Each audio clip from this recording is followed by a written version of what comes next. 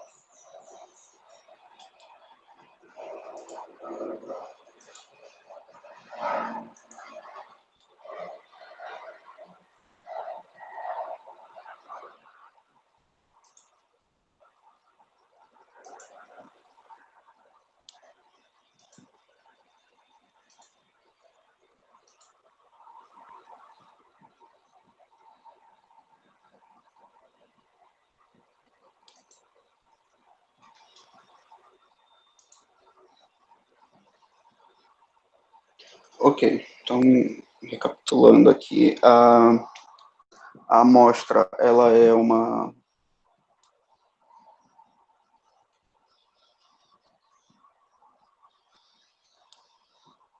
qualquer subconjunto da população.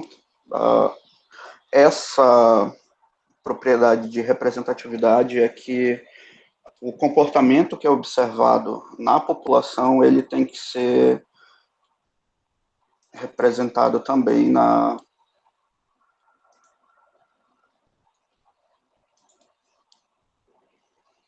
amostra, tá? Por exemplo, eu tenho uma amostra onde um grupo de indivíduos, digamos 20% dos indivíduos tem uma característica A e 80% dos indivíduos tem uma característica B. A minha amostra, ela tem que ser representativa de tal ponto onde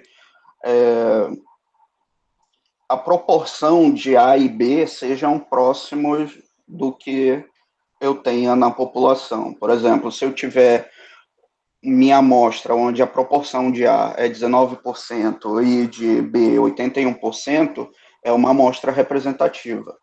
Agora, se eu tenho uma amostra onde 50% é formado por A e 50% formado por B, não é uma amostra representativa. Então, essa é a ideia de amostra representativa.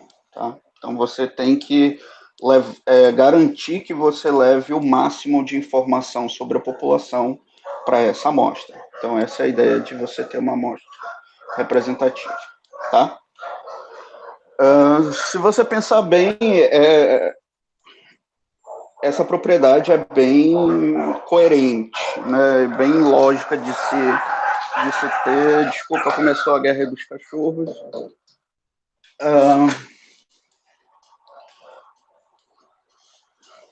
Ela é bastante coerente porque você não vai querer uma informação sobre a sua população que não corresponde à realidade. Porque se isso não corresponde à realidade, você não vai ter ali, né, os indicadores, as estatísticas, toda a parte matemática, qualquer informação que você obter, você não vai tê-la fiel, né? Vai ser uma informação sem muita veracidade.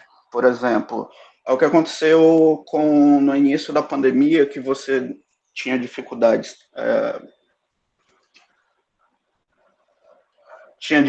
para identificar pessoas, né? Isso doentes. Isso é totalmente natural, tá? Em qualquer pandemia, não é uma exclusividade do Brasil. Qualquer pandemia ou rastreamento de doenças dentro de epidemiologia, é natural você ter esses problemas de subnotificação. Na verdade, eles são até esperados, tá? Os modelos epidemiológicos, eles levam em consideração, tem um coeficiente relacionado a subnotificações, onde você tenta estimar o número de subnotificações para depois e com essa informação você consegue tentar prever qual é o real cenário que você tem, tá? Então, isso é bastante comum. Então, esse é um exemplo claro do que seria uma amostra não representativa, tá? Você tem ali um teste que não tem uma boa precisão, tá? Você tem um grupo específico de pessoas fazendo um teste em massa, tá? Por exemplo, você tem muito mais indivíduos que estavam ali com medo de ter a doença e correram para lá e fizeram um teste. Você tinha falta de informação, que eram pessoas que simplesmente botavam na cabeça, vou fazer o teste porque eu estou com medo, mas não esperavam o tempo de incubação do vírus. Então, os testes davam negativo, quando na verdade o vírus estava incubado. Ou a pessoa não estava doente, ia lá fazer o teste, ficava aglomerada com outras pessoas doentes, o teste dava negativo, mas ela saía de lá com a doença. Então, é muito comum isso acontecer, tá? Então, a ideia da representatividade era você garantir que esses problemas, a gente chama de problemas não amostrais, né, erros não amostrais, eles não venham aparecer na amostra. Tá? Então, ou pelo menos minimizar esses erros não amostrais.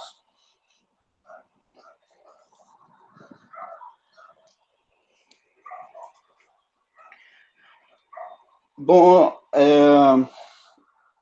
a gente vai denominar de variável qualquer característica que seja observada em um objeto de estudo.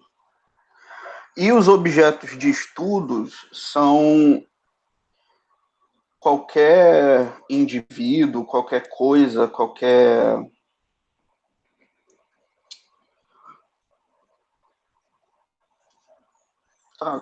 que seja o objeto, tá? Pode ser ele vivo ou não, em que você vai observar essas características, ou seja, onde você vai observar essas variáveis.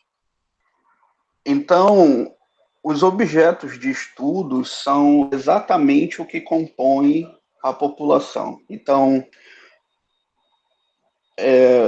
redefinindo população, você pode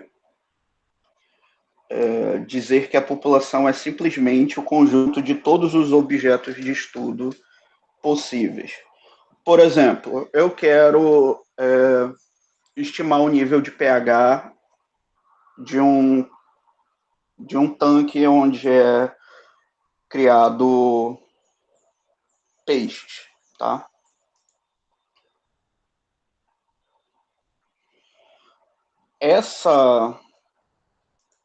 Esse tanque, né, ele é onde eu vou observar essa medida, essa variável, que é pH, e o objeto de estudo, quem é?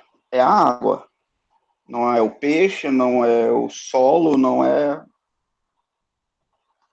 a propriedade, é simplesmente a água que está dentro daquele sistema ali. Tá? Vamos imaginar um sistema fechado, que seja um tanque ali que não tenha recirculação de água.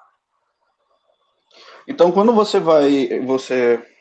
o especialista vai lá e coleta, né, um pouco dessa água, então ali ele está obtendo uma amostra onde aquele volume de água é o nosso objeto de estudo e a partir dali ele determina o valor que a variável pH assumiu. Tá? Esse valor que a variável assumiu, ela é chamada de observações.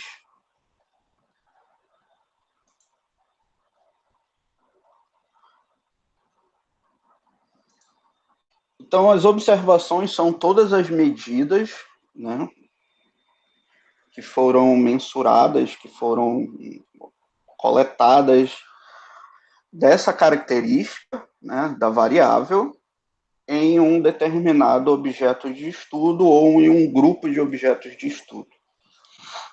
Então, por exemplo, eu tenho ali a variável quantidade de itens e altura,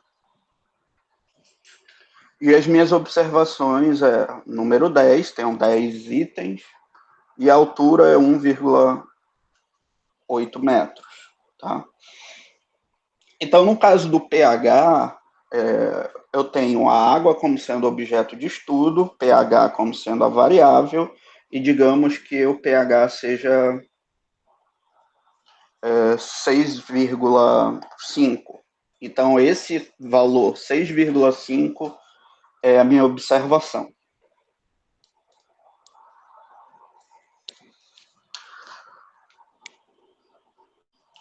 Então, variável aqui para a gente, ela tem uma pequena diferença em relação ao que a gente está acostumado a chamar de variável na matemática. Tá? Variável na matemática, o que, que é? Que geralmente a gente associa a um argumento de uma função, correto? Aqui vai ser a mesma coisa, só que a nossa variável, ela também é uma função, tá? Então, mais para frente, o que nós vamos calcular? Por exemplo, probabilidade de uma variável assumir um determinado valor. Ou seja, qual é a probabilidade da quantidade de itens ser igual a 10? Então, essa probabilidade é uma função, essa variável também é uma função, então a probabilidade disso é uma função de uma outra função. Tá? Então, sempre que a gente falar em variável, pense nela como sendo também uma função. Que depois nós vamos usar, é claro, como argumento de uma outra função.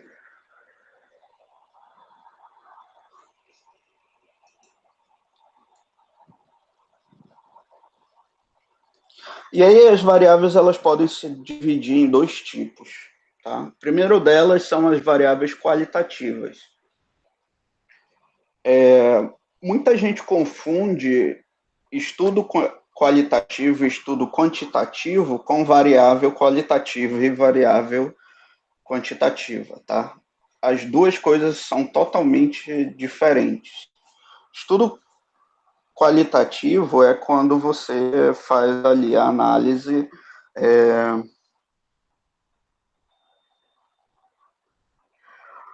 digamos, mais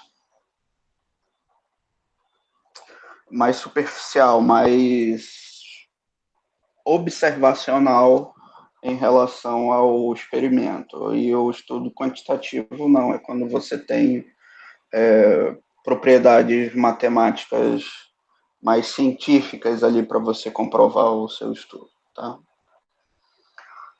Mas isso não tem nada a ver com variável qualitativa e quantitativa. A variável qualitativa é aquela que assume valores onde as observações não são valores numéricos, tá? São atributos ou fatores. Por exemplo, eu quero observar a nacionalidade de uma pessoa. A nacionalidade de uma pessoa não pode ser mensurada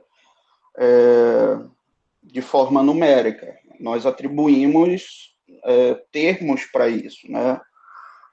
Brasileiro, francês, italiano, chinês, tá? E assim vai. E essa variável qualitativa, ela se divide em duas, tá?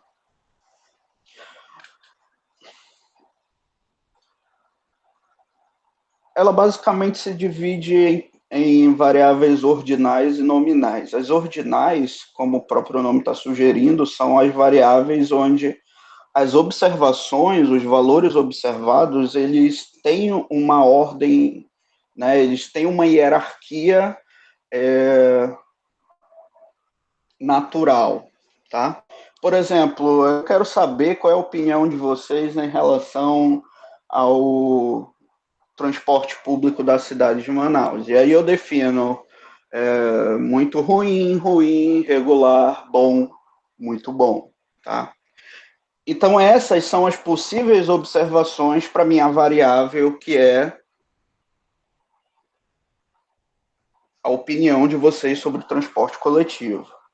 Então, esses valores observados, muito ruim, ruim, irregular, bom e muito bom, eles têm uma hierarquia natural. A gente sabe que o muito bom é melhor do que ser bom, e bom é melhor do que ser regular, regular é melhor do que ser ruim, e ruim é melhor do que ser muito ruim. Tá? Então, tem essa ordem hierárquica aí. E as nominais são todas as outras variáveis qualitativas que não têm essa ordenação. Então, nacionalidade, nome da pessoa, gênero, classe, não, classe social é ordinal.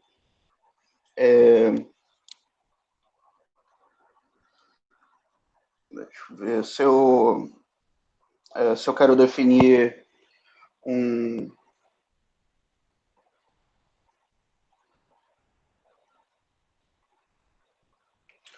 Não, aí seria. Tá, por exemplo, se eu quero definir o pH da. Quero definir a água do meu viveiro como ácida, base ou.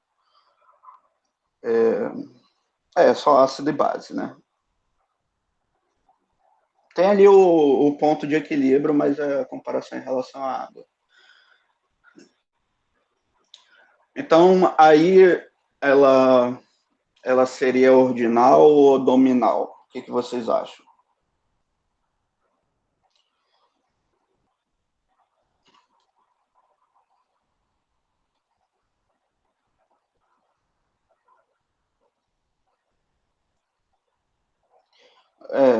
Exatamente, Pedro, seria nominal. Tá? Vou ver outro exemplo aqui para vocês.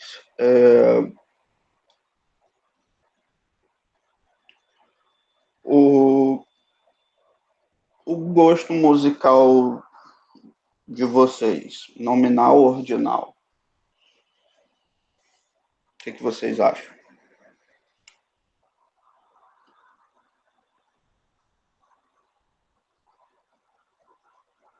Isso. Nominal para não dar briga, verdade.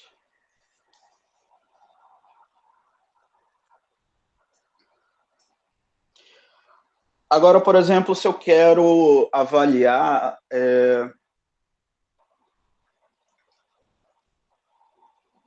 um que eu vi alguns locais usando o nível de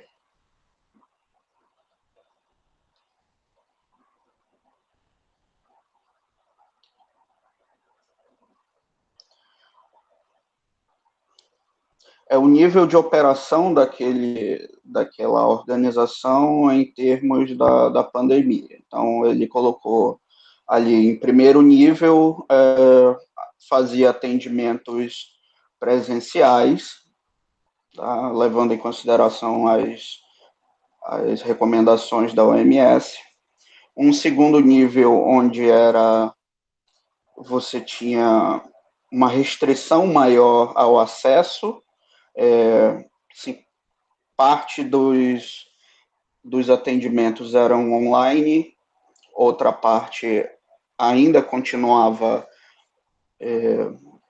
presencial, mas com uma restrição de que teriam que ser adotadas medidas mais rígidas, né, de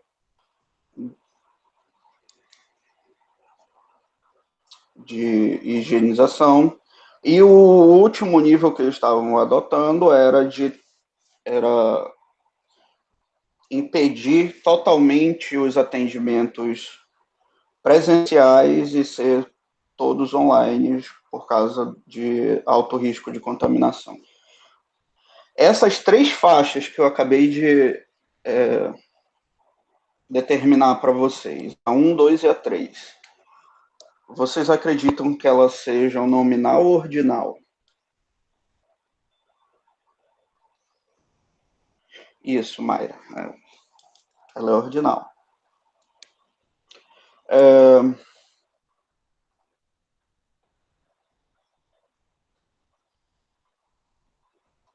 Eu tenho também ordinais como nível de risco associado ao trabalho, né? Então, por exemplo,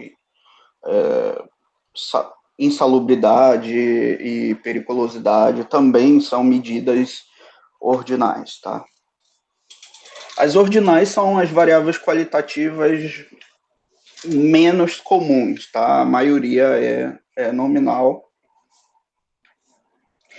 Mas uma coisa que vocês devem ter cuidado é que, em geral, em conjuntos de dados, as pessoas tendem a representar variáveis qualitativas como numéricas. Como eu acabei de falar aqui para vocês. Eu estou no nível 1, 2 e 3. Então, a gente observa uma sequência por dia, tá? Vamos colocar 5 dias da semana. Segunda, 1, terça, 2, quarta, 1, quinta, 2, sexta, 3. Esses foram os valores observados, tá? Na minha amostra. Com base nesses valores, vocês acham que essa variável ela é numérica ou não numérica, né? Ela é qualitativa ou não?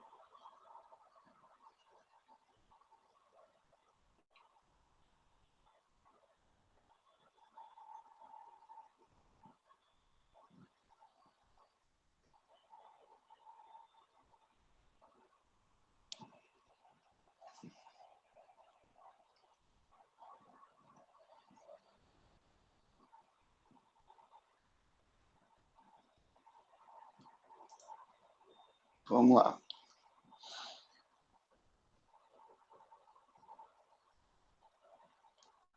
A ordinal da exceção, não. Veja só, eu estou observando, minha variável é o nível que aquela organização, né, adotou durante os 5 dias. Então, as minhas observações foram essas. 1, 2, 1, 2 e 3. Tá? Primeiro é na segunda-feira, 2 na terceira, ou na quarta. Desculpa. 1 na segunda-feira, 2 na terça, 1 na quarta, 2 na quinta e 3 na sexta-feira. Vocês acham que essa variável que eu acabei de definir, ela continua sendo qualitativa ou não?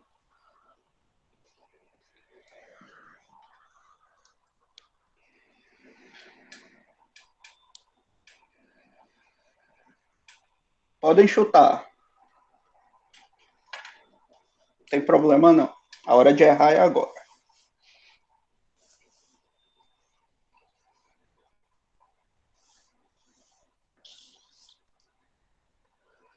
Pode ser o quê, Frederico?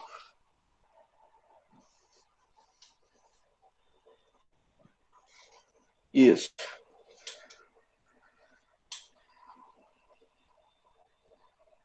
exatamente. Você e a Mayra estão corretos. Mesmo que eu represente numericamente essas observações, a minha variável ela continua sendo qualitativa, tá? Ela continua sendo qualitativa.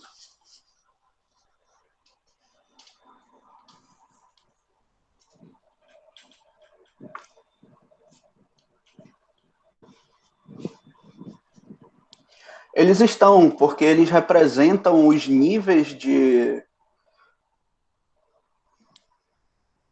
Aqueles níveis que eu defini, entendeu? De,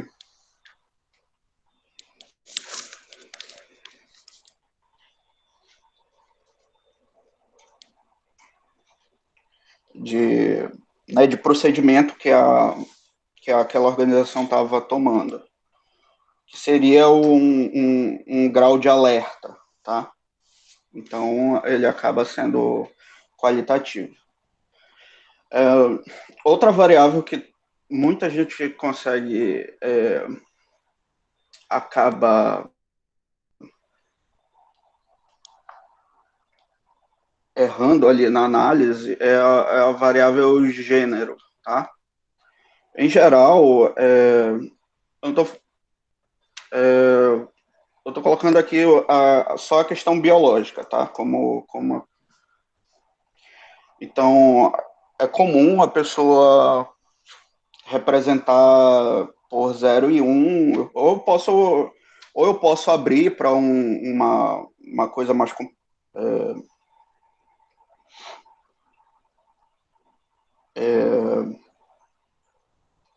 comportamental ou de auto.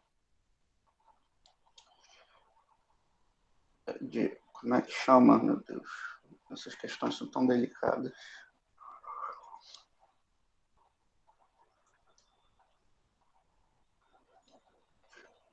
Isso, autodeclaração, mas tem um outro termo que é usado, que é quando você se identifica, tá? Uma autoidentificação com um determinado gênero, tá? Você também pode colocar isso de forma numérica, só que ainda é qualitativa. Outro que é muito comum errar quando eu defino assim, olha, só qual a sua satisfação em relação a, ao serviço prestado, onde 0 é muito ruim e 5 é muito bom.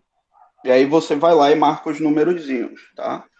No final, isso é muito. Vocês veem isso todo final de período quando vocês vão avaliar os professores, né? Você tem lá, em relação a tal coisa, como é que foi o professor? Aí tem, não se aplica, aí você tem é muito ruim, digamos assim, e 5 foi bom. Tá? Isso, feedback dos aplicativos também, aquelas estrelinhas. Né? Vocês veem que esse exemplo foi muito bom, Ícaro, porque a gente tem um exemplo perfeito para erro do que se faz. Quando você avalia aplicativos por estrelinha, você coloca 1, 2, 3, 4, 5, e você vê que o, a Play Store ou como é a do iOS, que eu não sei,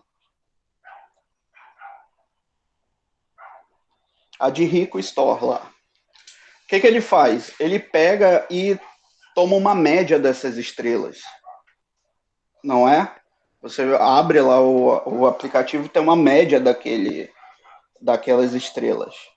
Ok, você consegue ter uma noção do quão bom, né, está sendo a avaliação daquele, daquele aplicativo com relação a essa média, mas essa média ela está errada, porque esse número de estrelas corresponde à sua satisfação, e satisfação ela é não numérica. Então, por mais que eu coloque, sei lá, 5 estrelas para o meu motorista do Uber, e uma outra pessoa que pegue o mesmo motorista e dê 5 estrelas, a minha avaliação é totalmente diferente da avaliação da outra pessoa.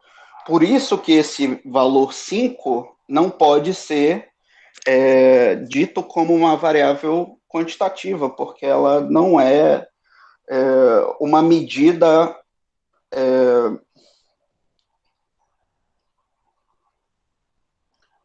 Ela não é uma medida exata, ela não é como se fosse uma função,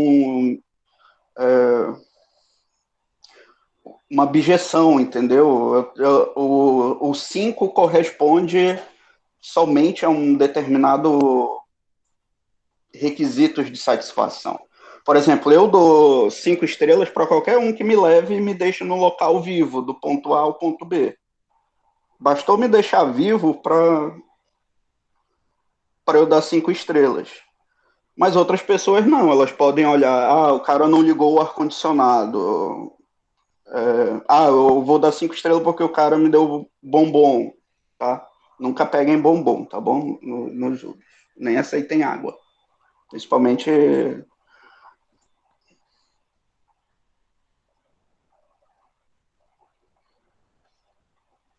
Tá, deixa eu ler aqui, ó. Nos Estados Unidos tem uma rede de restaurantes chamada Waffle House. Eles usam o lugar de índice de segurança pública porque são considerados os estabelecimentos mais seguros do mundo, indo estabelecimentos em perfeito estado e nunca tinham sido assaltados.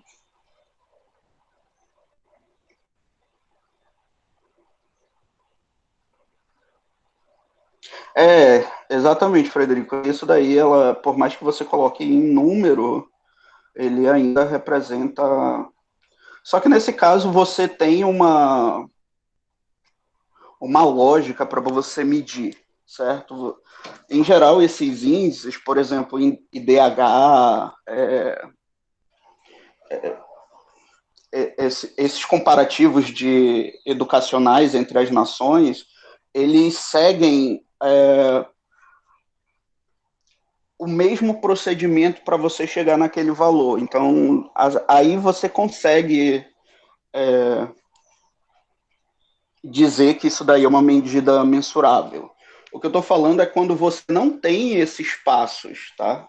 Para se avaliar. Como eu estou falando aqui, a minha, o meu pré-requisito para dar 5 estrelas é eu chegar vivo no local. 5 estrelas, tá? E também por medo de dar 4 estrelas, o cara voltar e, né, vir tomar satisfação porque eu dei 4 estrelas.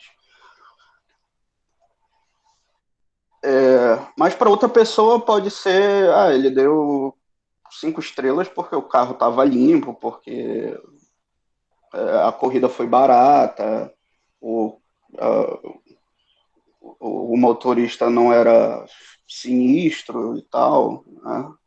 Então, são, são meios de quantificar aquilo que é diferente, tá? Então, você acaba não sendo uma variável quantitativa, por isso que o índice, tanto do Uber quanto das lojas de aplicativo, estão erradas. Você tomar uma média daquilo, porque aquelas estrelas elas são valores qualitativos, tá? São não numéricos. Então não tem como você somar coisas não numéricas.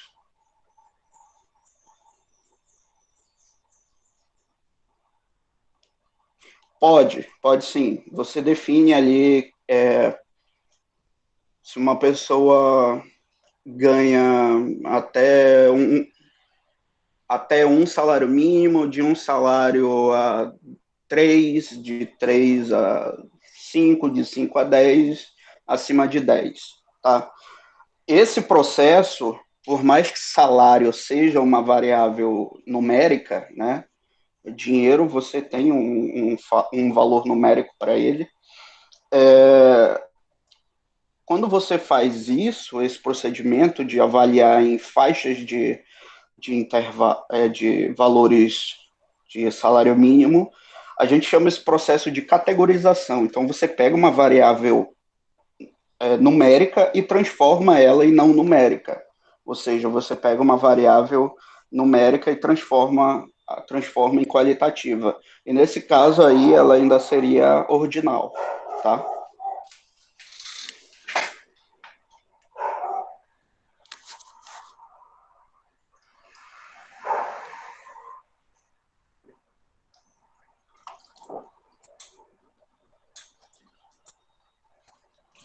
E o outro tipo de variável é a variável quantitativa, que são todas as variáveis que são numéricas, tá?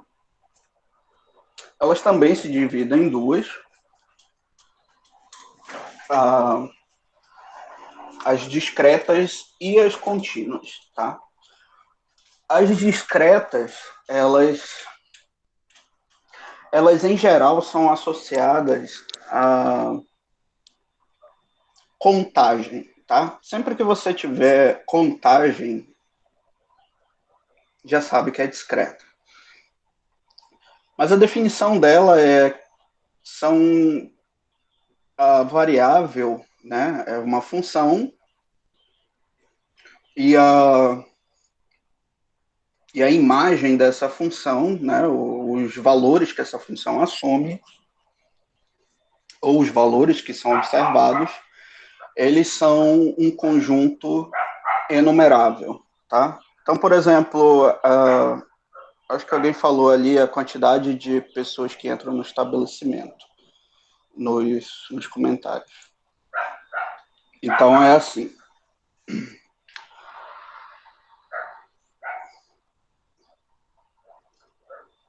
Pode, pode chegar uma pessoa, duas pessoas, três, quatro, tá? Então, eu consigo contar esses...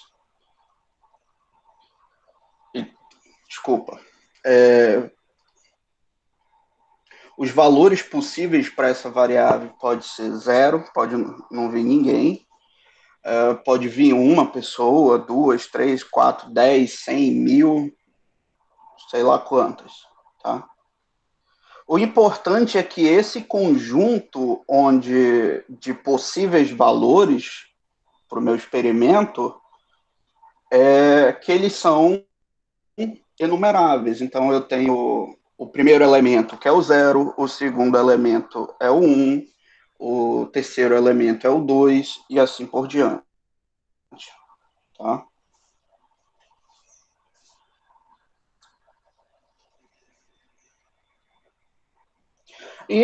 Mas na prática, as variáveis discretas elas é, são sempre valores relacionados a uma variável de contagem, tá? Quantidade de alguma coisa, número de tal coisa, sempre é discreta, tá? E em geral elas assumem valores nos números naturais, mas não significa que não possa ser números negativos, tá bom? Agora, as contínuas é todo o resto que não é discreto, tá? A definição dela é que são variáveis que não assumem valores em um conjunto, são variáveis que assumem valores em um conjunto não enumerável. Então, o que é um conjunto não enumerável? Você não consegue colocar ali o conjunto de todos os resultados possíveis em uma ordem, tá? Você não consegue ter o primeiro, você até consegue o primeiro, mas você nunca consegue um segundo elemento, tá? Por exemplo, pensem assim, vou observar números no intervalo na reta, tá? No intervalo da reta entre 0 e 1. Eu sei que o 0 ele é o primeiro, tá? Se o intervalo for fechado. Mas o próximo número eu posso até colocar 0,001. Esse vai ser o segundo. Tem um número entre 0 e esse 0,001? Tem infinitos números dentro deles. Então eu nunca vou conseguir o próximo número, né? Porque sempre vai ter um número menor entre os dois. Então, nesse caso, você não consegue enumerar esse conjunto. Então, a gente chama ele de conjunto não enumerável. Tá?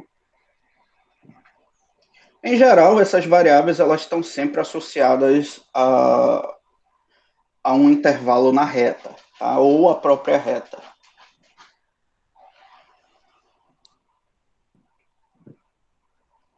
E, em geral, todas essas variáveis, elas são variáveis, essas medidas físicas que a gente está acostumado, tá? Tipo,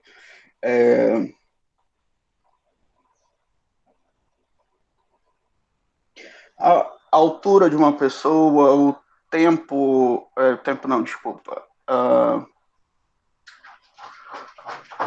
a distância que um carro percorreu, a altura em que um avião atinge, tudo isso é uma medida de distância. Então, medidas de distância são sempre contínuas.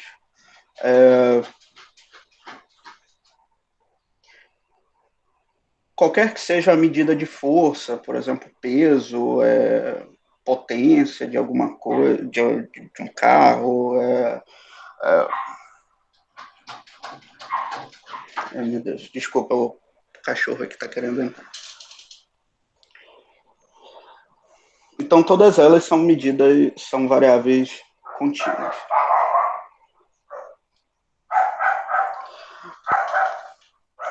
Só que essa definição, ela pode gerar algumas confusões na prática, e de fato geram, tá? Por exemplo, é muito comum fazer experimentos onde eu testo níveis de uma determinada solução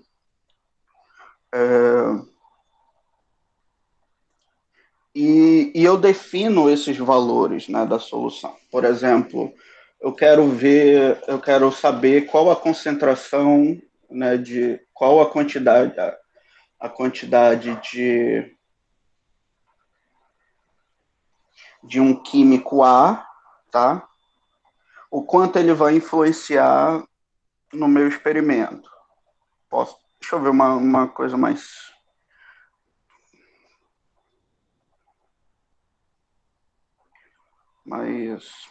simples.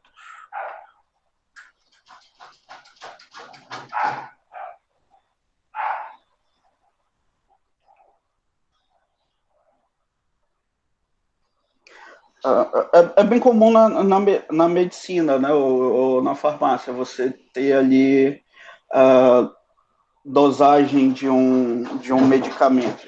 Minha nossa. Para, pipoca! Isso vai ficar ótimo na gravação.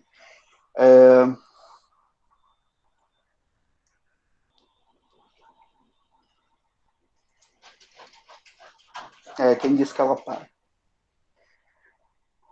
Então você tem ali, vou usar 50 miligramas de cloroquina, 100 miligramas de cloroquina, 200 miligramas de cloroquina ou 400 miligramas de cloroquina, tá?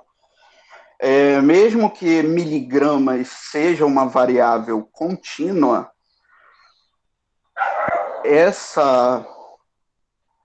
esses níveis definidos que eu vou observar o efeito nos meus pacientes é aquele exemplo que o Frederico deu.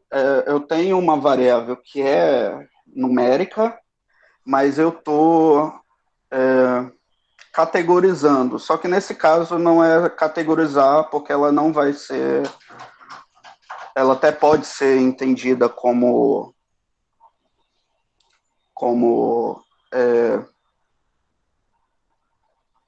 qualitativa, tá? Mas em geral isso se transforma em dose. Então, digamos que uma dose representa 50 miligramas. Então, o 100 representa 2 doses, o 200 representa 4 doses, e assim por diante, tá? 408 doses. Então, aí eu não estou categorizando, eu estou discretizando uma variável contínua e eu estou transformando-a em discreta, tá? Então, é muito comum o pessoal definir isso, vou testar o elemento tal com uma concentração de 100 miligramas e outra 200 miligramas. Aí o cara trata isso daí como sendo contínua, tá? Mas ela não é, ela é discreta. Por mais que ali sejam números reais, mas o meu conjunto de valores possíveis para minha variável só tem 2. Então é um conjunto enumerável, por isso ela é discreta, tá?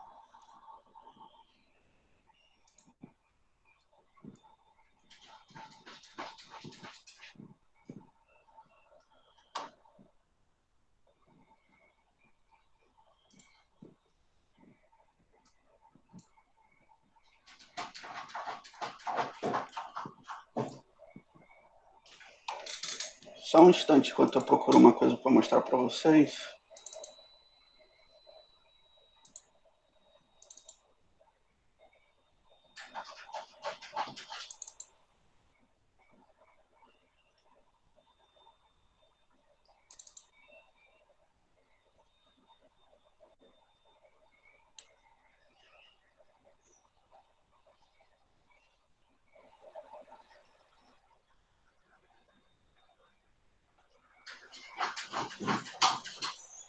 Não,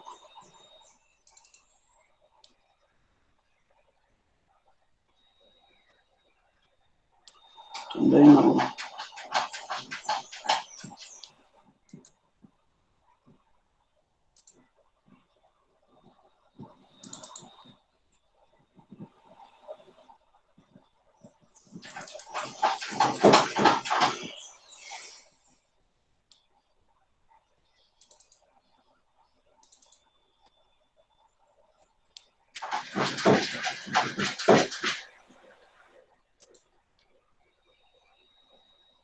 O que eu fiz?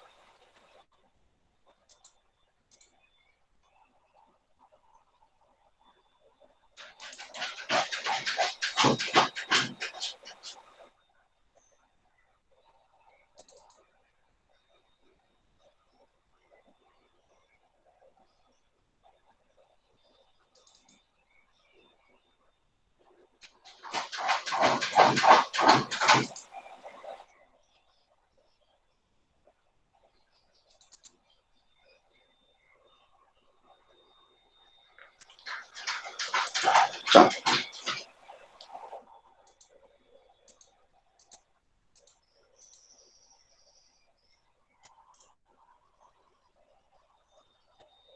Ué,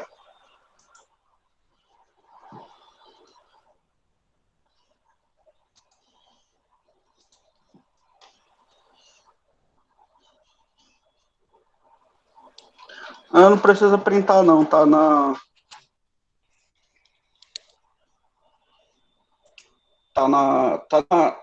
no Drive, é só você procurar lá.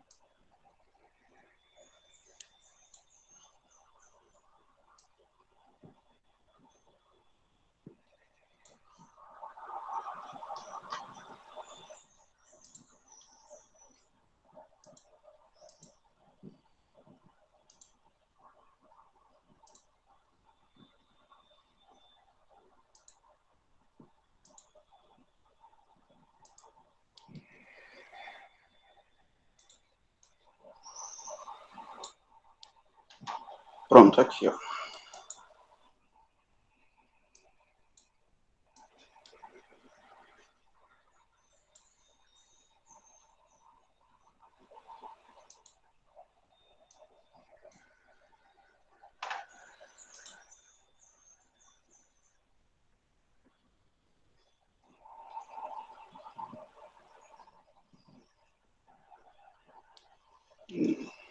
Não, não é esse. Ai, droga.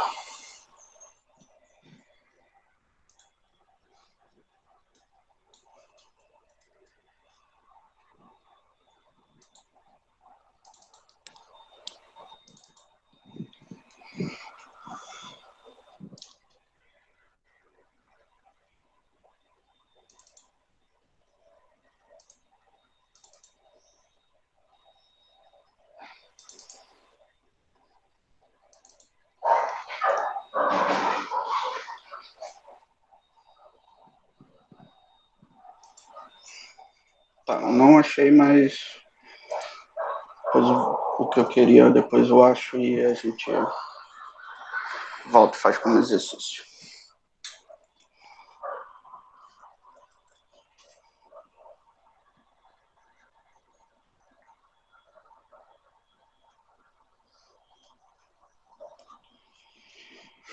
Tá, vamos continuar com os conceitos.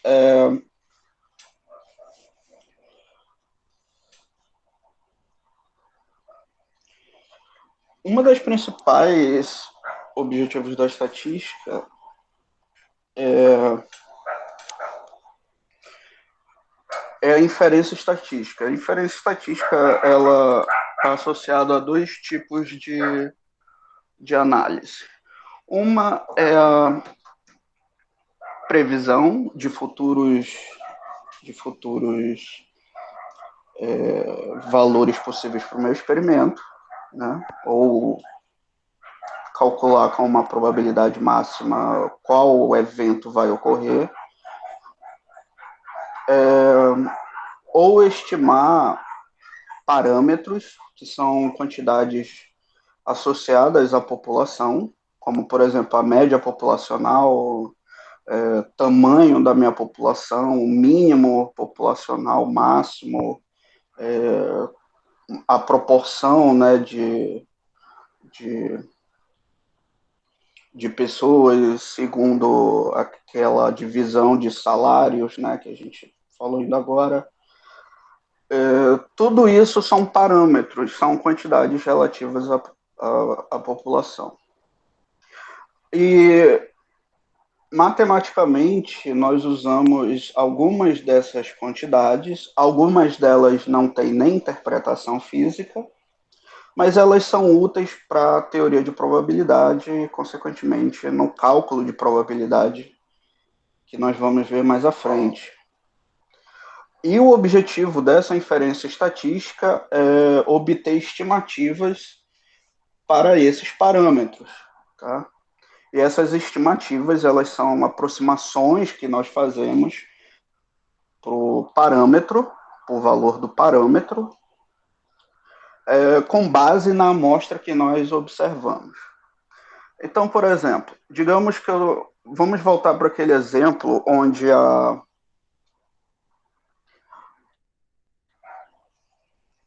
minha população ela tem 20% dos objetos de estudo com a característica A e 80% com a característica B. Tá? Essa proporção de 20% e de 80% são os parâmetros da minha população. E aí, digamos que eu tenha aquela amostra onde dessa amostra 19% são da característica A e 81% da característica B. Então, a partir da minha amostra, essa proporção estimada na amostra são essas aproximações para os parâmetros populacionais. Então, a minha estimativa para o parâmetro, para o primeiro parâmetro, que é 20%, é 19%.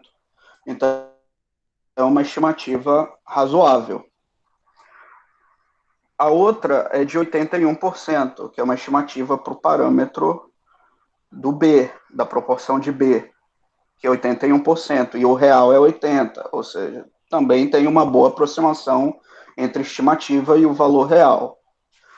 Agora, se eu caio naquele outro exemplo, onde a minha amostra é não representativa, que 50% é A e 50% é B, então o que, que você já tem? As estimativas para A é 50%, mas na realidade é 20%, o parâmetro é 20%, e a estimativa para B é 50% também, mas o meu parâmetro é 80%. Agora, esses valores eles não estão próximos, certo? Então, aquela propriedade de representatividade da amostra, ela é necessária justamente para isso, para que as minhas estimativas com base na amostra sejam mais próximas possíveis da realidade, tá? E nós usamos alguns métodos para construir essa amostra representativa, a gente vai ver daqui a pouco. E para que a gente garanta, né, que com uma probabilidade alta de que essas estimativas que nós vamos obter, elas são aproximações boas para os valores dos parâmetros. Então essa é a ideia, é a partir disso que se encaixa toda aquela questão da representatividade. E também tem, além da representatividade, tem uma outra característica que é fundamental para essa precisão das estimativas, que é o tamanho da amostra. Então, a relação entre tamanho de amostra e precisão das estimativas é uma relação diretamente proporcional. Aí está errado no slide, tá? Tô colocando inversamente proporcional, mas o correto é diretamente proporcional. Significa o quê? Quanto maior minha amostra, maior minha precisão. Tá?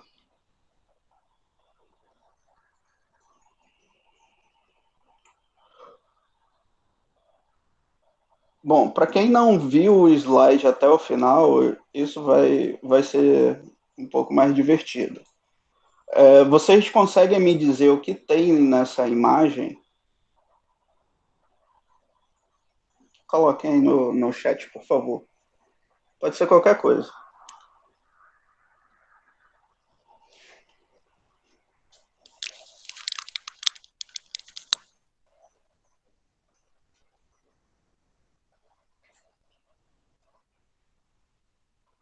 É um cachorro. Cachorro, ok. Mais alguma Cachorro. coisa?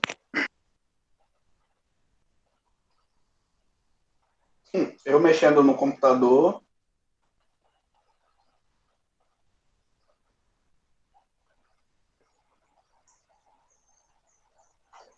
um jaleco,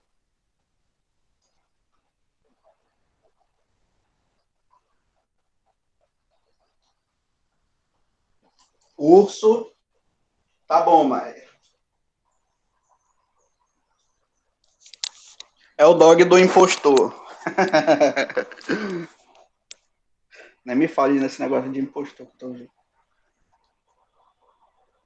Nem dormi sábado.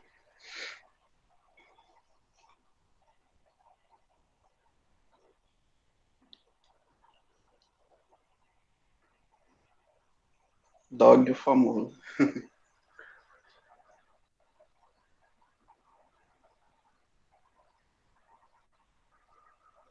Ele tá usando um tablet. O dog da nota de R$ 200. Beleza. Então, esse experimento é o seguinte: a minha população são todos os objetos que compõem essa imagem. O objeto que compõe essa imagem são os pixels, tá? E as medidas que são observadas são o nível de cor, né, do vermelho, do verde e do azul, que compõem um pixel, tá? Então, o que, que vocês estão vendo aí é uma representação do que foi observado dessas três variáveis. que é essa cor, tá? E os pixels que estão coloridos, que vocês conseguem enxergar, são a minha amostra. Os pixels que estão em branco são os objetos da população que não fazem parte da minha amostra, ou seja, é aquilo que é desconhecido. Então, o que a gente está tentando fazer ao olhar essa figura, né, cheia de pixels, é exatamente o procedimento que eu falei para vocês de inferência. Ou seja, nós estamos usando a informação que nós temos dos pixels coloridos, que é a nossa amostra, para fazer deduções sobre a nossa população, que a gente não conhece como ela é de fato. Então, esse, essa, essas informações que vocês deram, é um cachorro, é um tablet, usando um tablet, tá de jaleco, é o doguinho do joguinho, tal. Tudo isso são estimativas, tá? Mas a gente vai ver o quão essas estimativas são precisas com base nessa amostra. Então, vou fazer o seguinte: o que eu vou fazer agora é aumentar o número de pixels coloridos. E aí vocês vão novamente fazer as inferências, né? Dizer o que tem nessa imagem, que é a nossa população, e a gente vai depois comparar a precisão dessas estimativas com relação, de acordo com que o tamanho da amostra vai aumentando. Então, vou para o próximo slide. Pronto. Agora vocês veem que tem mais pixels coloridos, ou seja, tem um tamanho de amostra maior. O que vocês acham que é a nossa população?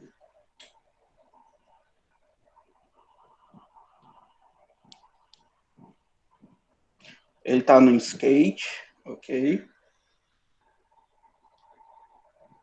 Ele continua sendo um cachorro, o lobo-guará da nota de 200, o doguinho do Among Us.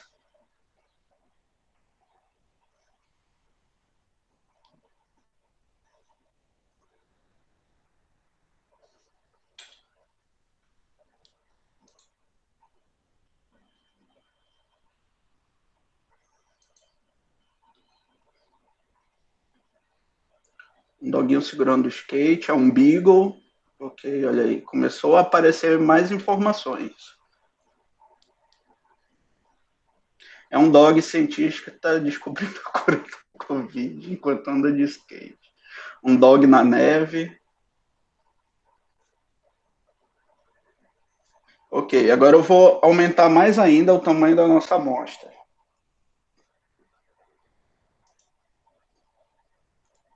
Pronto.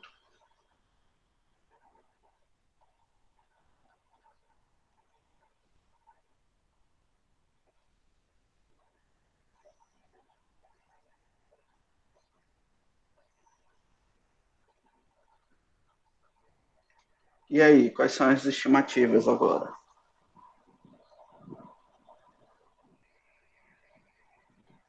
Dog de skate. Não é um beagle.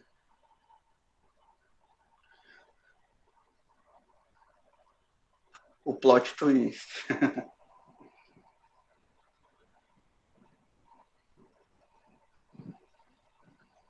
Coleira prateada.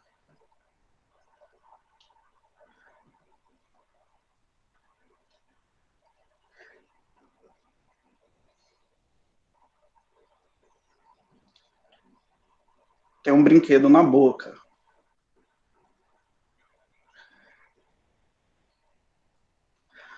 Então é o seguinte, vocês estão percebendo que quanto mais informação sobre a população a gente tem, nesse caso a imagem, mais coisas a gente consegue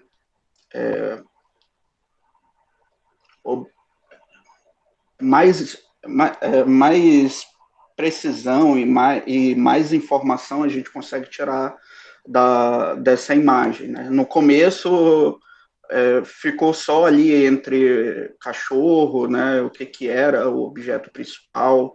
Na segunda vez já apareceu o conceito do skate, e aí também já começou a ter inferências sobre a raça do cachorro.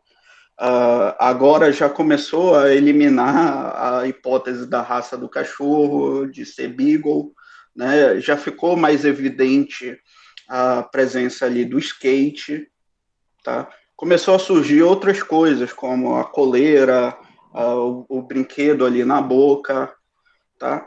Então, quanto mais informação a gente tem sobre essa imagem, melhor estão ficando as nossas estimativas e mais informações nós estamos conseguindo tirar dessa amostra. E agora?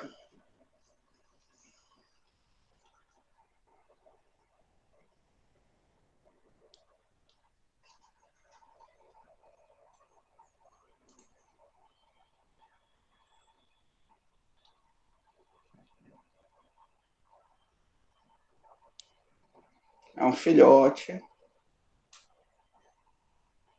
de skate. Isso, aí já descartou a coleira. Vou pular para a imagem real. Pronto. Então, o que é? É um cachorro, tá? Não é um beagle. E também não é um filhote. É só um cachorro pequeno. Realmente ele tá com um brinquedo ali na boca.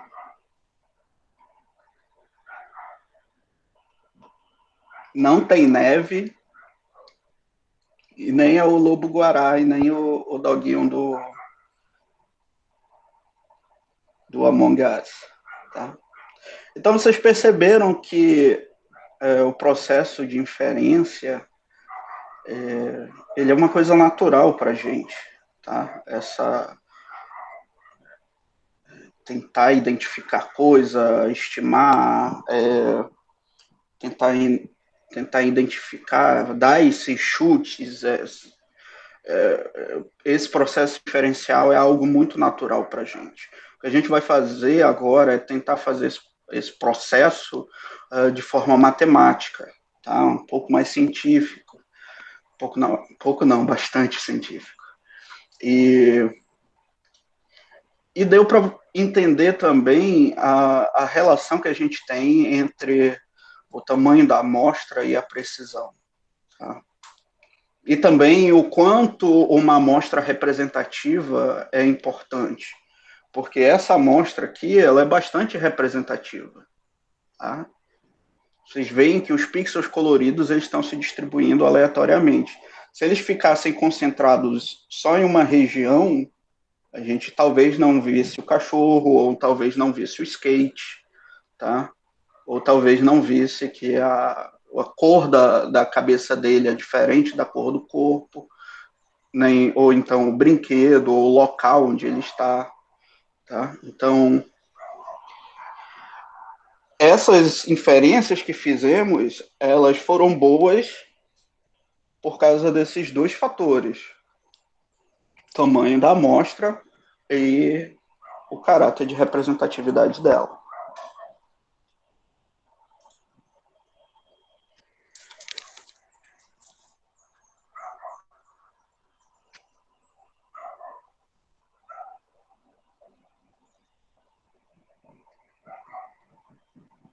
Isso, exatamente isso.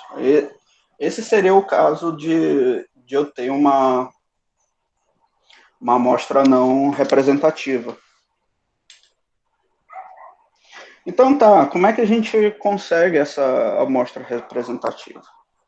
E aí vem dois conceitos em relação à aquisição de dados que são importantes para a gente, que é o censo e a amostragem. O censo, como a gente já está acostumado a saber o que é, ele é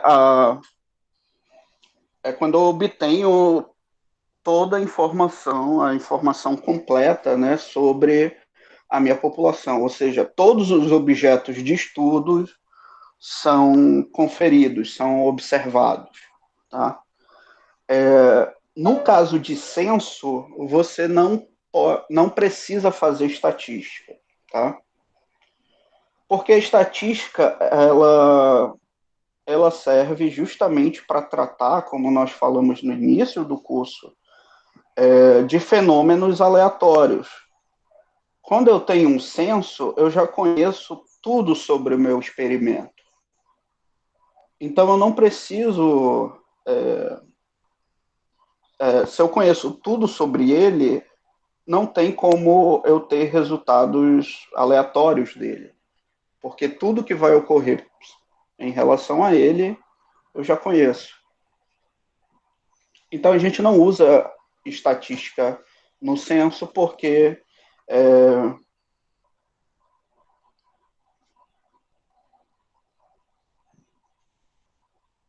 já é um experimento determinístico, tá? A gente usa estatística na amostragem, porque a amostragem, sim, ela vem de um processo aleatório, né, de um experimento aleatório. E é aí que, de fato, a estatística trabalha. Ela usa a medida de probabilidade e os procedimentos de inferência estatística para obter informações sobre a população. Tá? Então, é para isso que esse é o objetivo da estatística. Professor, mas eu já vi o IBGE divulgando no censo a média salarial das pessoas. Isso são estatísticas? Do ponto de vista de função, sim. Existem essas funções que são chamadas de estatísticas, mas na verdade essas funções elas são apenas medidas que fazem com que a gente tenha sintetize informação de um conjunto de dados. Pode ser ele uma amostra, pode ser ele um censo, tá? Então, por exemplo, eu tenho uma população de pessoas, vocês, os alunos que estão aqui agora, os 26.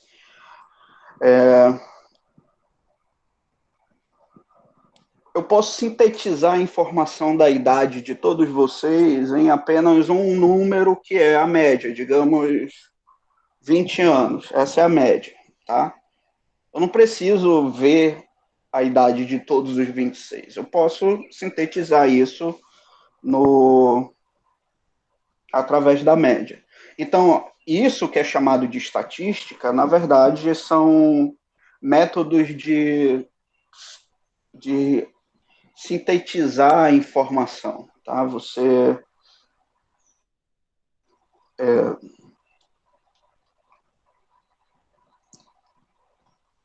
Você organiza as informações que estão em um conjunto, né, para um valor ou uma informação só.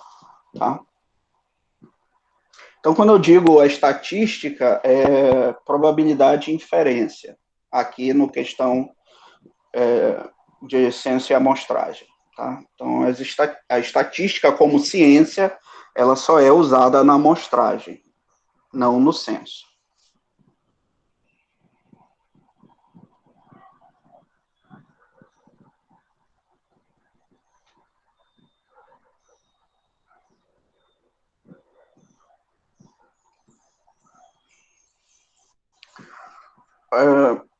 Essa técnica de amostragem que a gente usa na estatística, ela é uma técnica para a gente garantir o caráter de representatividade da população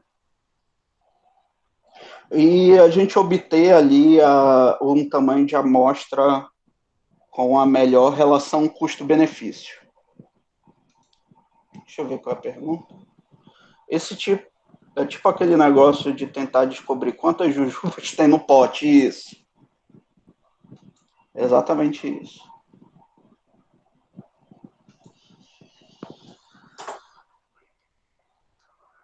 A gente não precisa tirar todas as jujubas do pote e comer, né? A gente pode tirar algumas ver a relação ali do volume de cada jujuba e o volume do pote, e aí fazer essa inferência, né, da quantidade. Tem um.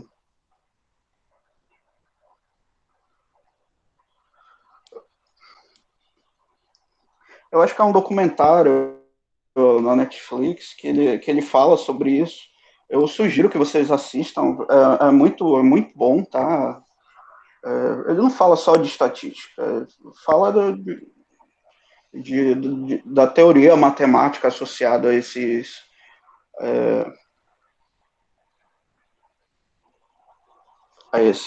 elementos, esses experimentos aleatórios. É muito interessante. Inclusive, ele fica bastante focado em uma técnica lá de. Esqueci o nome do cara. Que o número de vezes em que um dígito é observado numa amostra, ele tem que seguir um decrescimento exponencial, assim, do 0 até o 9.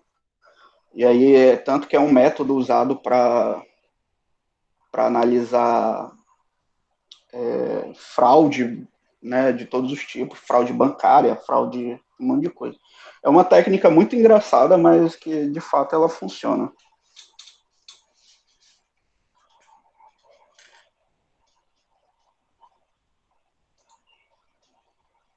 Eu vi um carinha no YouTube tentando calcular quantas moedas de ouro tinha no cofre do tio Patinhas. É bem por aí mesmo.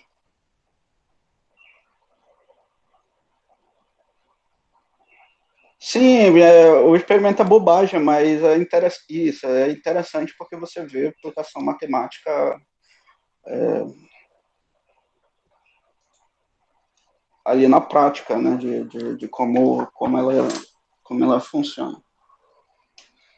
Tanto que existe o ranking dos, dos mais ricos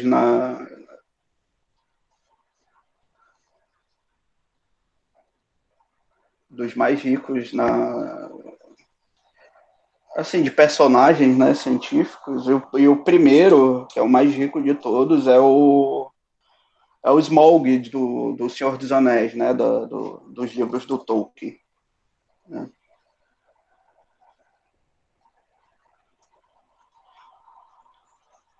E aí mando ele. Tem até uma piada que é engraçada que eles falam que em primeiro tá o Smaug, depois vem o Batman, o Homem de Ferro, né? Mas eles dizem que o tio Patinhas ele ganha de todos porque todos são bilionários e o tio Patinhas é quaquilionário, né? Porque o tio Patinhas fala que é quaquilionário por causa da piada com o pato, né?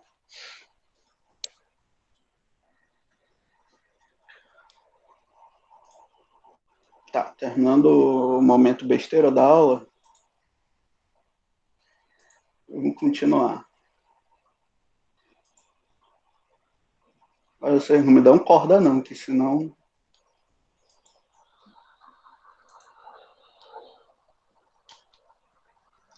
Tá.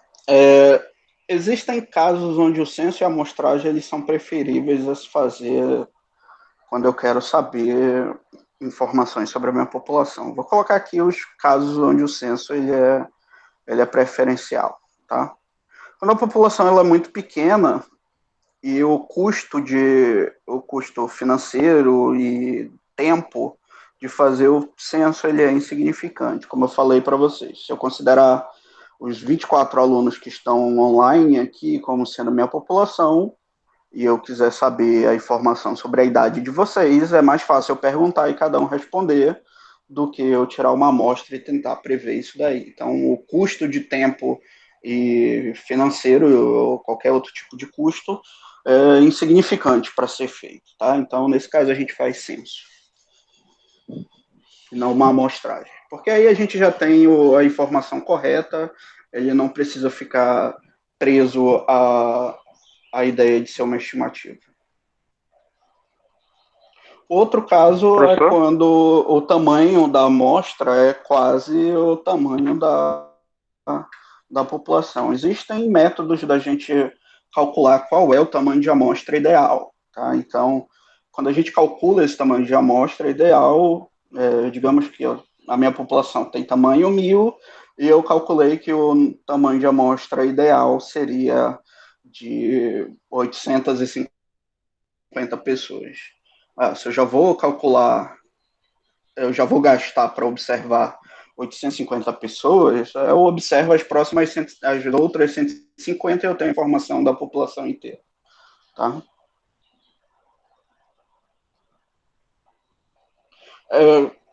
Quando a informação ela precisa ter precisão completa, tá? E aí o censo ele é o único método aceitável.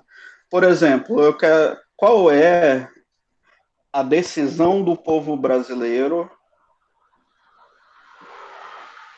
em relação a qual vai ser o presidente pelos próximos 4 anos? É por isso que é feita uma eleição, né? A eleição aqui no Brasil, ela é feita pela uma tentativa de censo, né? Censo entre os indivíduos brasileiros que estão regularizados a votar. Isso, os que estão aptos a votar, né? Então, essa é a minha população. Então, a gente é obrigatório que todos eles, a partir de 16 já é obrigatório, já pode votar, né? Então toda essa população que faz parte das pessoas que estão aptas a votar são elas que escolhem os dirigentes, né, os administradores que vão estar aí no governo. Isso porque a nossa república, a nossa constituição, ela exige que essa informação ela tenha precisão completa, tá? Então é por isso que a eleição é feita dessa forma. Em outros países, por exemplo, nos Estados Unidos, não é exigida essa precisão completa. Então lá voto não é obrigatório, tá? Tem outros países em que os votos não são obrigatórios, então não existe essa exigência legal de que essa informação seja completa. Tá?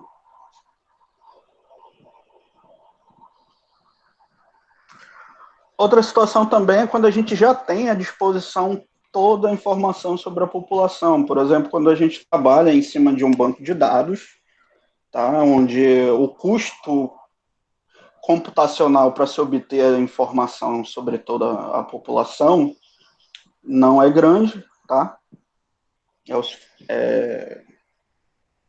Não é algo que vai dar um problema, mas então eu prefiro fazer um censo.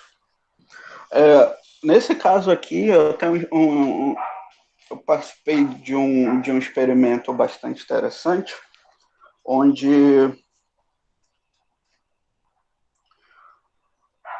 a gente tentava estimar o preço de produtos, né, o preço médio de determinados produtos, tá?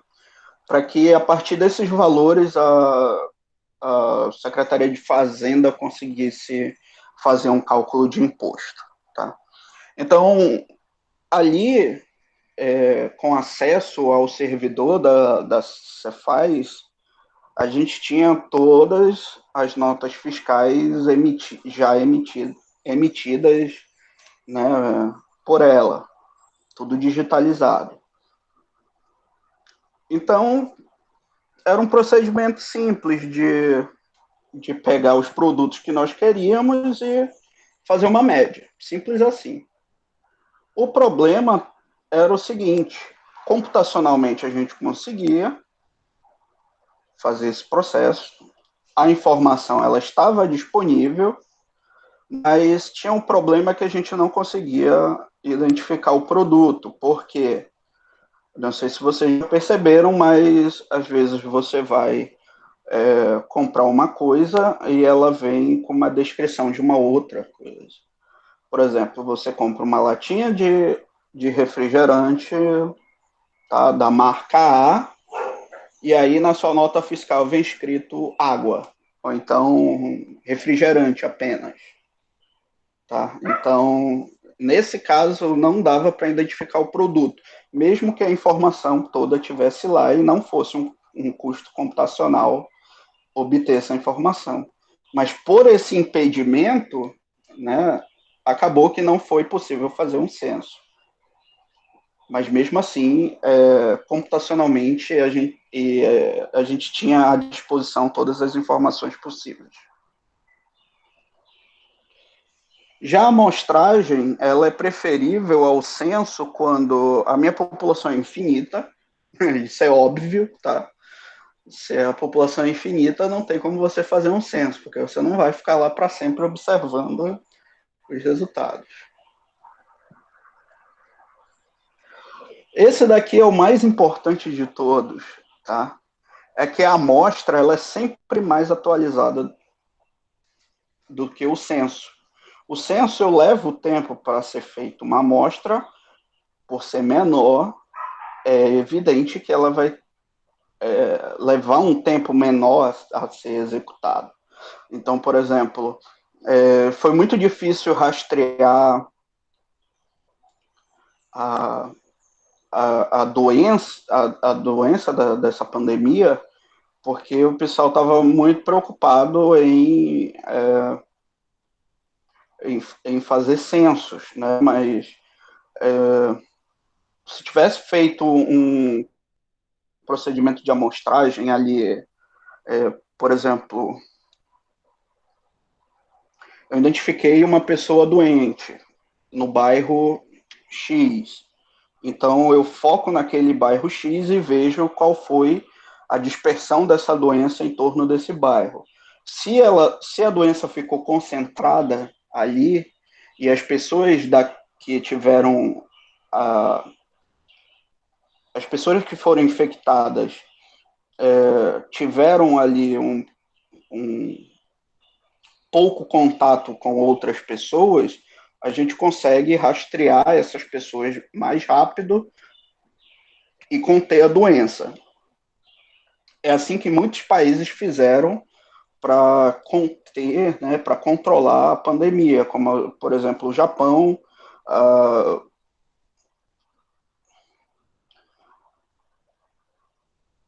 se não me engano, Hong Kong também,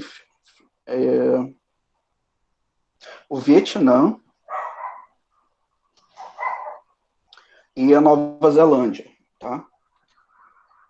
Quando teve a primeira pandemia de corona, que foi em 2004, se eu não me engano, foi feito também isso, né?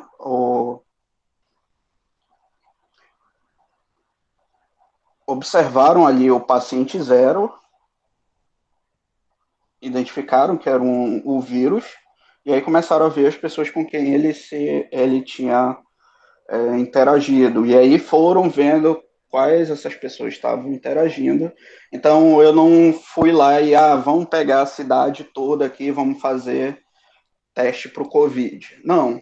Quando você vai atrás de quem essas pessoas, dos locais onde ela esteve, quem teve interação com aquele local, você está fazendo um processo de amostragem. E isso é um processo muito mais rápido do que, vamos fazer o teste aí em grande escala em todo mundo. Não, isso não é o ideal. Por isso que nenhum governo está fazendo teste em massa. Eu acho que alguns fizeram, né, alguns países da Europa que têm maior preparo para isso, mas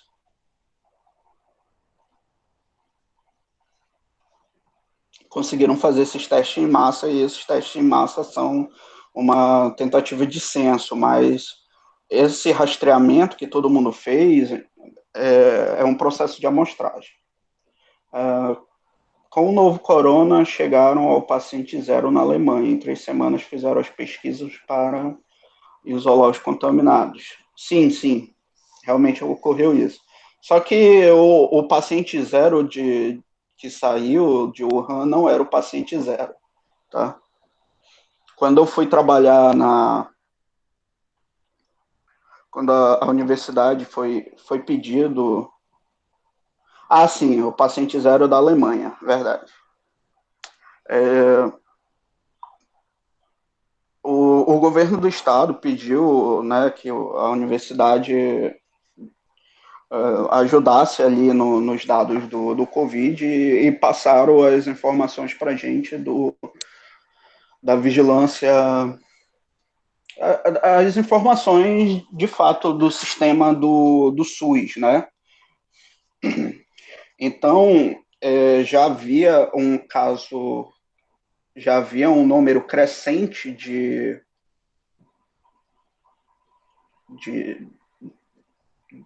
não, ninguém falava em Covid-19, tá? Mas já havia um caso crescente, além da normalidade, da síndrome respiratória aguda desde dezembro do ano passado, tá? Mas eu tô falando assim, é um caso, não significa que ele era do Covid ou não, tá? Ninguém sabe qual era a origem dessa doença.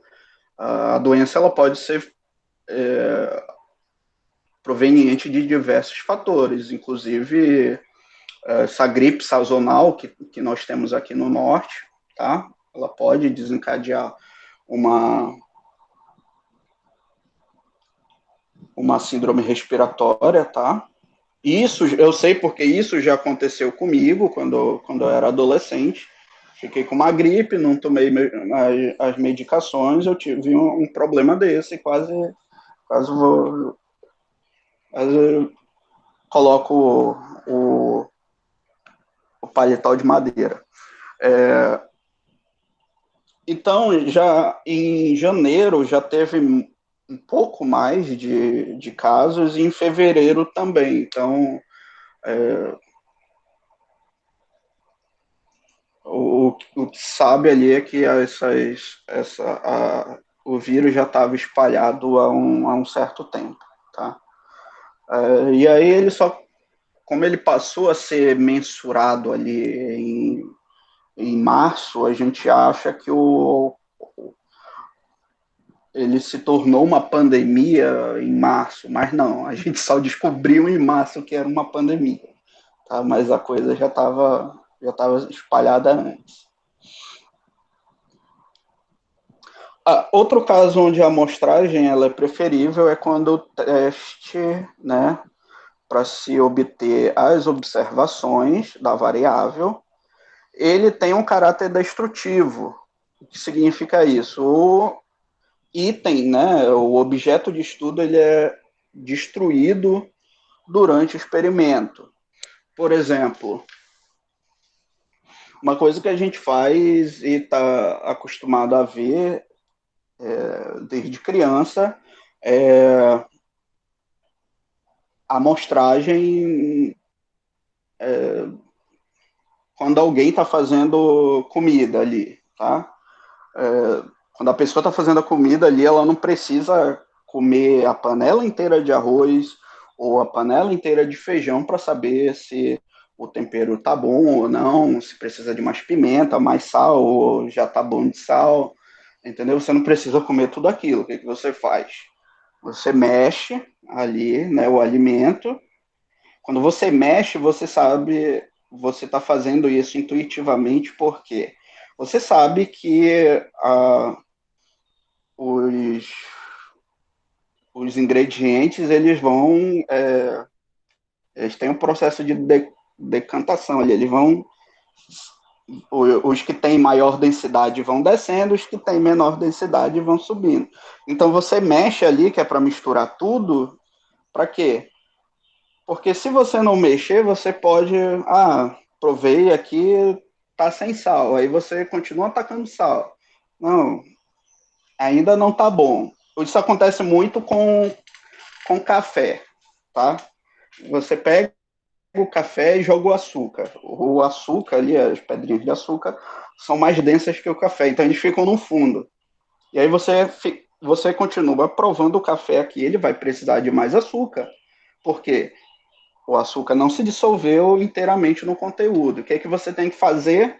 Você tem que misturar. E quando você faz essa mistura, balança a colher, é um processo intuitivo que a gente faz para garantir que na hora que eu pegue um pouco para provar se o café está bom de açúcar, né, é que essa colher, que é a minha amostra da população, que é a xícara de café, ela é representativa, tá? Ou seja, a gente faz a amostragem representativa desde que nos entendemos por gente, mas a gente não sabia que isso era essa propriedade, tá? Quem já fez isso na vida? Todos nós já fizemos. Quantos sabiam que isso era um processo de amostra para se obter uma amostra representativa?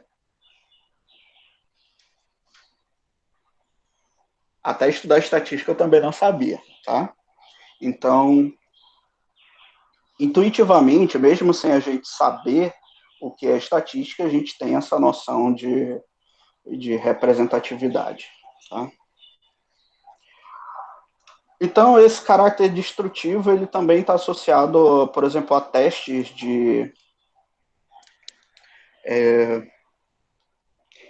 biológicos, por exemplo, quando é teste com animais, em que você introduz uma doença, e em geral são doenças que levam o animal a óbito, tá? Você não vai matar todos os ratinhos de laboratório do mundo para testar seu experimento. Não. Você vai testar só em alguns, porque isso tem um caráter destrutivo. Então, nesse caso, é sempre preferível a amostragem ao censo. Um dos fatores que mais contribui para você não fazer um censo é não ter dinheiro para fazer censo, tá? O custo operacional, o custo financeiro, o custo de tempo é muito alto. Então você acaba fazendo amostragem simplesmente porque não tem condições mesmo de fazer um censo. Tá?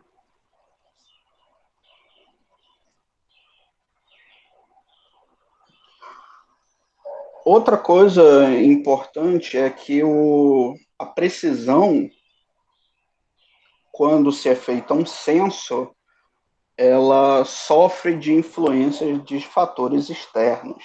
Tá? E aí, nesse caso, é preferível fazer uma amostra porque você consegue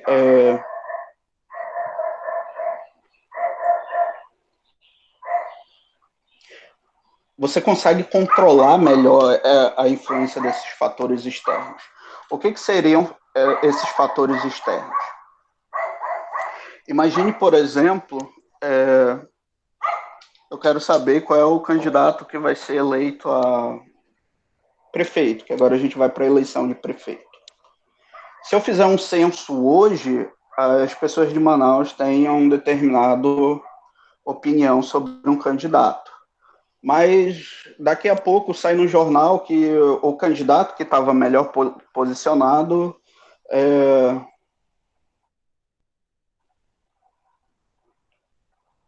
foi está sendo alvo de uma investigação da Polícia Federal, tá? Se eu levo uma semana para fazer esse censo, de hoje para amanhã a informação inteira já mudou, tá? Ou seja, eu estou tendo uma interferência de um fator externo. Mas se eu fizesse uma amostra que fosse apenas que levasse apenas um dia, eu teria essa informação melhor e eu poderia comparar com o de amanhã. Então, eu fazendo uma amostra hoje, uma amostra amanhã, eu conseguiria ver que houve uma interferência desse fator externo, coisa que eu não perceberia se eu tivesse feito um censo, porque ele levaria aí uma semana para ser feito. Tá?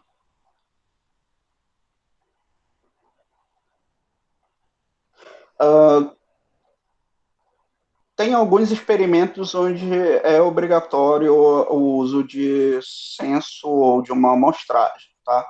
Como eu falei ainda agora, no caso eleitoral do nosso país, é obrigatório um censo.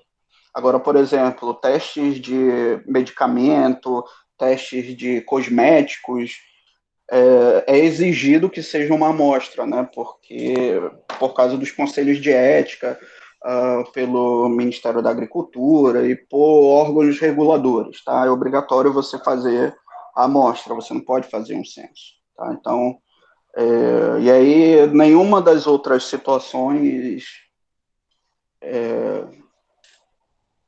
interfere nessa escolha de censo ou amostra. Eu vou encerrar a aula de hoje por aqui. Vocês querem fazer alguma pergunta? Eu vou pausar aqui a gravação e aí vocês podem